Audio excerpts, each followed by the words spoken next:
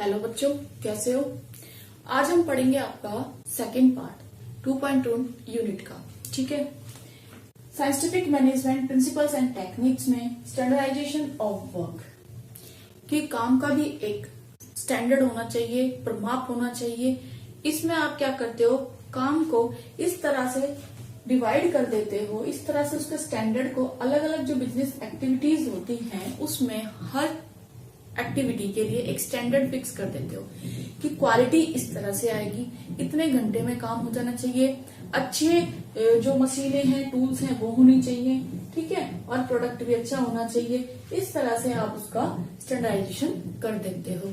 Objective of standardisation क्या कहता है कि साइज ऑफ द प्रोडक्ट हो, टाइप्स एंड कैरेक्टरिस्टिक्स, चाहे तो प्रोडक्ट का साइज हो, चाहे उसके टाइप्स हो, चाहे उसकी कैरेक्टरिस्टिक्स हो, सभी में आपको स्टैंडर्ड को लेके चलना है। ठीक है। और जो आपके सेम प्रोडक्ट हैं, जब आप प्रोडक्शन कर रहे हो, सेम प्रोडक्ट है तो उनका सभी का स्टैंडर्ड एक लेवल का होना चाहिए। ठीक है। और क्वालिटी भी अच्छी होनी चाहिए। जब भी आप काम करा रहे हो, चाहे वो लेबर हो, वो भी क्वालिफाइड होनी चाहिए, ट्रेंड होनी चाहिए, और जो आपकी मशीन्स हैं वो भी अच्छी होनी चाहिए ताकि आपका जो प्रोडक्शन है वो अच्छे से हो जाए। तो यही है आपका स्टैंडर्डाइजेशन ऑफ वर्क कि काम का भी एक स्टैंडर्ड होता है, एक लेवल होता है जिसको आपको हर हाल में मेंटेन रखना होता है। नेक्स्ट है भाई आपका सिंप्लीफिकेशन। सिंप्लीफिकेशन क्या कहता है कि जितना हो सके उतना काम को सिंपल कर दो, छोटे छोटे टुकड़ों में इस तरह से डिवाइड कर दो और उसी व्यक्ति को उस काम को दे दो जो उस काम को करने में एक्सपर्ट हो। धीरे धीरे जब वो काम को करने लगता है तो उसमें वो उसे स्पेशलाइजेशन मिल जाता है। ठीक है। तो स्पेशलाइजेशन से क्या होगा, उसकी कॉस्ट कम हो जाएगी और प्रॉफिट ज्यादा हो जाएगा। जैसे यूएसए ने किया, यूएसए ने क्या किया कि जो पेपर बनाने वाली एक कंपनी थी वो 2000 टाइप्स के पेपर बनाती थी, जिसमें कि सिंप्लीफिकेशन उन्होंने जब किया तो 2000 टाइप्स के पेपर्स को घटाकर 200 पे ले आए।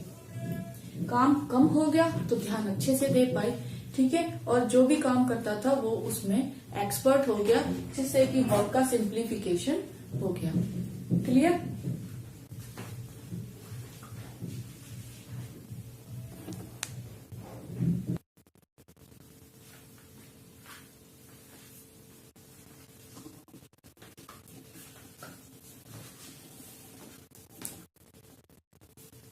अब हम आगे बात करेंगे मेथड स्टडी। आपकी मेथड स्टडी क्या कहती है, मेथड स्टडी ये कहती है कि most suitable way to do a particular activity. काम को करने के तरीके बहुत सारे होते हैं, लेकिन आपको किस मेथड से करना है, उस मेथड से करना है जो कि बेस्ट है, जो सिंपल है, जो आसानी से किया जा सकता है, जो कम लागत पे किया जा सकता है, लेस कॉस्ट पे किया जा सकता है।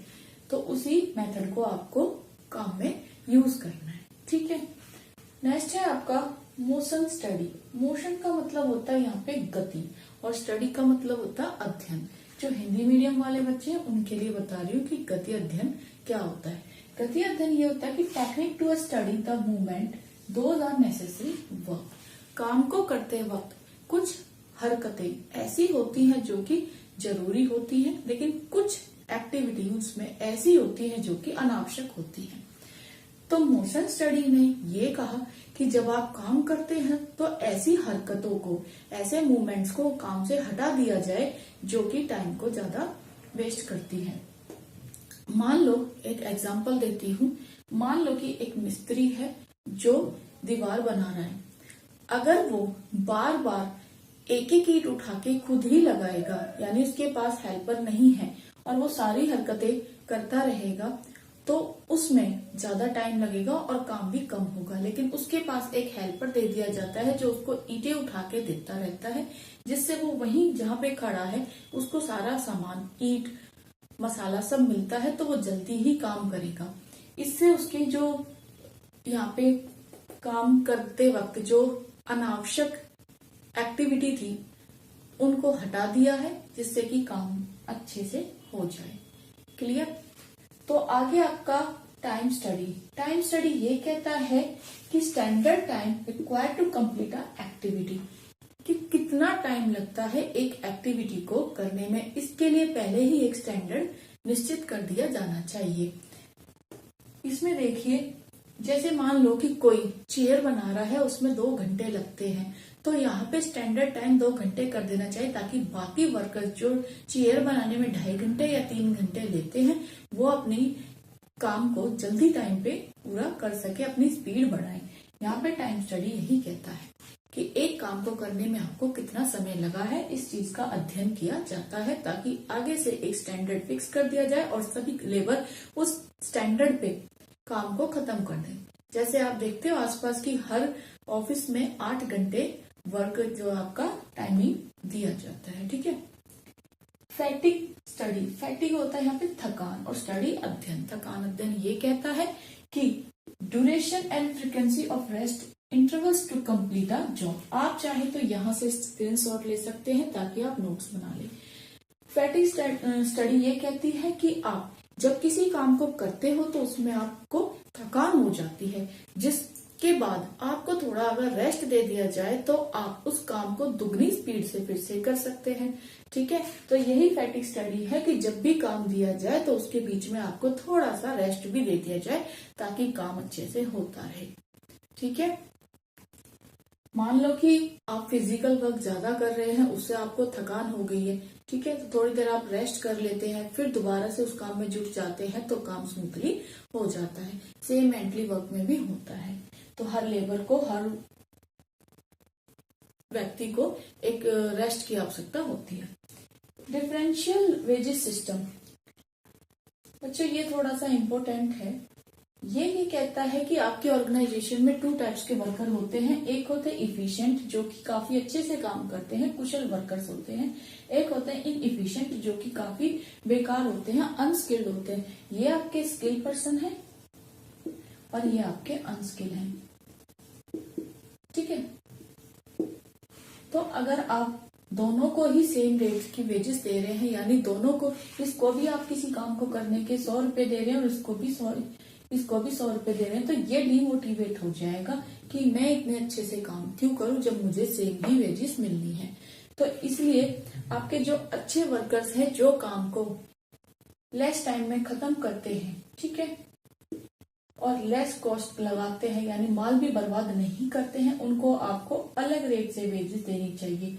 मान लो आप इसको 100 दे रहे हो, ठीक है, और एक ऐसा पर्सन है जो आपके काम को करने में ज्यादा समय ले रहा है और ज्यादा कॉस्ट भी बर्बाद कर रहा है और अच्छे से काम क्वालिटी स्टैंडर्ड नहीं बना पा रहा, तो आप उसको 80 रुपए दोगे उसी काम के, ठीक है, या फिर 70 दोगे, जिससे कि ये जो स्किल पर्सन है ज्यादा से ज्यादा काम करने के लिए मोटिवेट रहेगा, और जो अनस्किल है वो भी अपनी सैलरी या वेजेस को बढ़ाने के लिए मोटिवेट होकर काम को ज्यादा अच्छे से करने की कोशिश करेगा। यही है आपका डिफरेंशियल वेजेस सिस्टम। नेक्स्ट है बच्चों आपका मेंटल रेगुलेशन। मेंटल रेगुलेशन क्या कहता है कि change in the attitude of management and workers. आपकी जो ऑर्गेनाइजेशन है उसमें 2 लोग काम करते हैं, एक आपका मैनेजर और दूसरा वर्कर। तो दोनों का एटीट्यूड मेंटल रेगुलेशन के थ्रू चेंज कर दिया जाता है, यानी दोनों की सोच बदल दी जाती है। वर्कर्स को ये होता है कि जितने मैं मेहनत कर रहा हूँ मुझे भी लाभ में, प्रॉफिट्स में हिस्सा मिल रहा है, और वो सेटिस्फाइड होता है। और मैनेजर को भी ये होता है कि वर्कर्स ही हैं जिनकी वजह से हम अच्छे से अपने गोल को अचीव कर पा रहे हैं। तो दोनों में एक तरह से कोऑर्डिनेशन हो जाता है, कोऑपरेशन बन जाता है, और वो अच्छे से काम करते हैं, जिससे कि आपकी लॉकआउट या तालाबंदी नहीं होती है। दोनों एक दूसरे को सहयोग करते हैं, जिससे आपके गोल आसानी से अचीव हो जाते हैं। तो ये आपके सभी टेक्निक्स मैंने आपको अच्छे से बता दी हैं। आई होप आपको समझ में आ गई होंगी। चलिए अब हम बात करते हैं कि जो फ्योल ने और टेलर ने दोनों ने प्रिंसिपल्स दिए थे, उनमें क्या क्या सिमिलरिटी है और क्या क्या डिससिमिलरिटी है, यानी कुछ ना कुछ समानताएं हैं और कुछ असमानताएं हैं।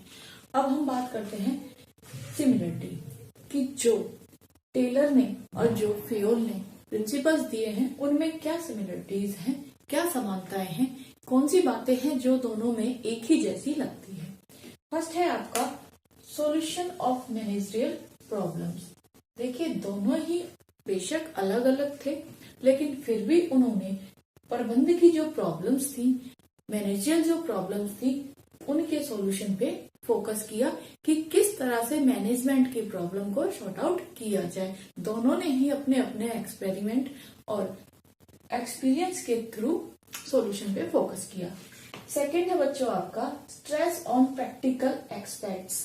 देखो दोनों ने ही प्रैक्टिकल एक्सपेक्ट्स दिए, दोनों ने ही अपने जो प्रिंसिपल्स दिए वो प्रैक्टिकल हैं। प्रैक्टिकली आप उन्हें सिचुएशंस के अकॉर्डिंग यूज कर सकते हो। तो इम्प्रैक्टिकल चीजें किसी ने भी नहीं दी थी, तो दोनों में क्या थे, प्रैक्टिकल एक्सपेक्ट थे, ठीक है, जिन्हें आप आसानी से यूज कर सकते हैं।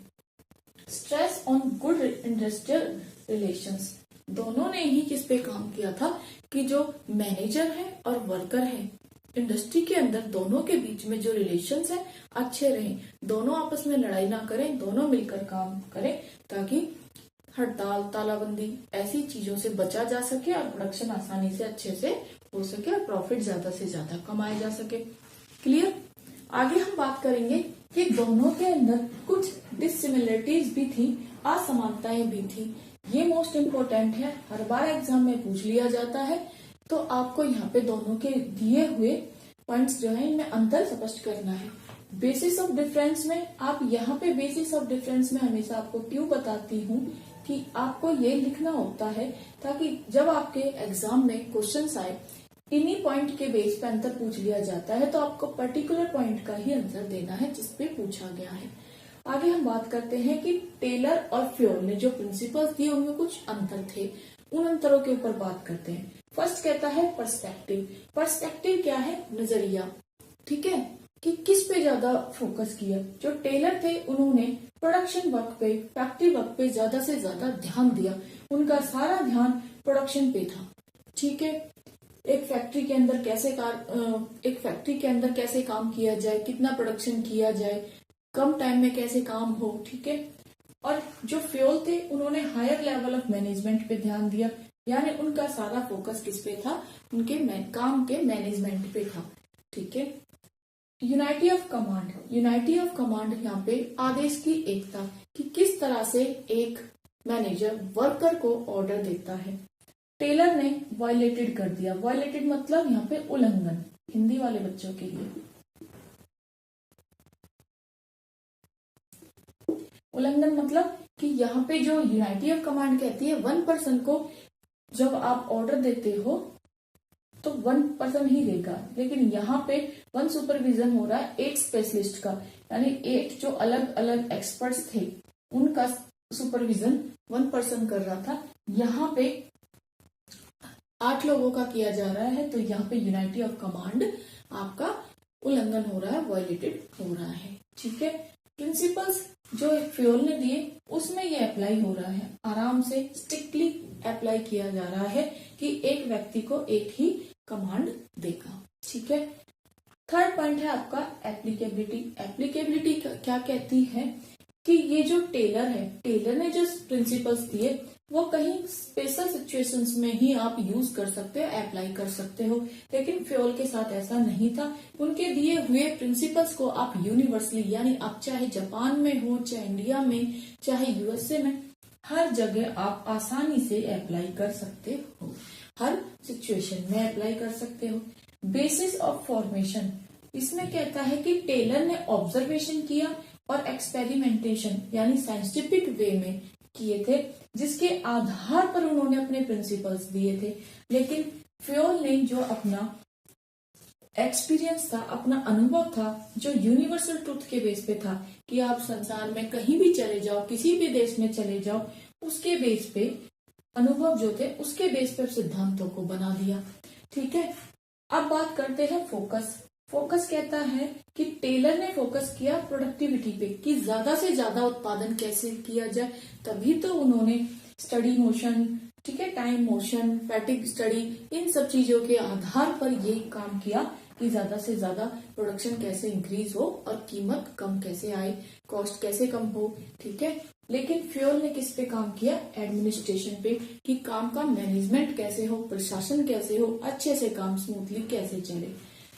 आगे बात करते हैं पर्सनैलिटी। पर्सनैलिटी में कहते हैं कि टेलर ने साइंटिफिक वे को यूज किया था, वैज्ञानिक तरीके से काम करवाया था, तो उनकी पर्सनैलिटी एक साइंटिफिक थी, ठीक है।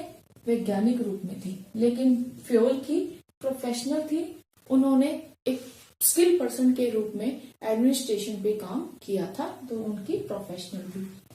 आगे कहता है एक्सप्रेशन। एक्सप्रेशन में क्या कहते हैं, टेलर ने कहा कि जो भी उन्होंने काम किया, जो एक्सप्रेस किया, वो साइंटिफिक मैनेजमेंट पे किया, ठीक है। लेकिन टेलर ने जो जनरल थिंकिंग की, उनकी सिर्फ और सिर्फ एडमिनिस्ट्रेशन पे थी।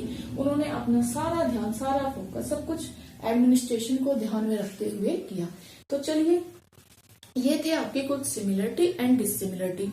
अब अगर हम कंक्लूजन पे पहुंचे तो बात करते हैं कि कंक्लूजन, निष्कर्ष क्या कहता है। निष्कर्ष कहता है कि टेलर जो है, उन्होंने जो प्रिंसिपल्स बताए, अब वो टाइम के अकॉर्डिंग, आज के टाइम में अगर हम बात करें तो वो पुराने हो चुके हैं, ओल्ड हो चुके हैं, लेकिन फिर भी हम उनके दिए हुए प्रिंसिपल्स को ऐसे नहीं कह सकते कि काम के नहीं है। काफी हद तक हम उन्हें आज भी यूज करते हैं। लेकिन फ्यूल के प्रिंसिपल आज के सिचुएशंस में न्यू है, नए हैं और अप्रिशिएट किए जाते हैं करंट सिचुएशन में। यानी आज के टाइम में भी यूनिवर्सल लेवल पे हर जगह फ्यूल के दिए हुए प्रिंसिपल्स की सराहना ज्यादा होती है, ठीक है। तो ये था आपका प्रिंसिपल्स जो टेलर और फ्यूल ने दिए, उनके बीच में कुछ सिमिलरिटीज एंड डिसिमिलरिटीज और कंक्लूजन। मोस्ट इम्पोर्टेंट टॉपिक है, अच्छे से याद कर लेना। अगर मेरी वीडियो अच्छी लगी हो तो लाइक कर देना, चैनल को सब्सक्राइब कर देना। Thank you for watching.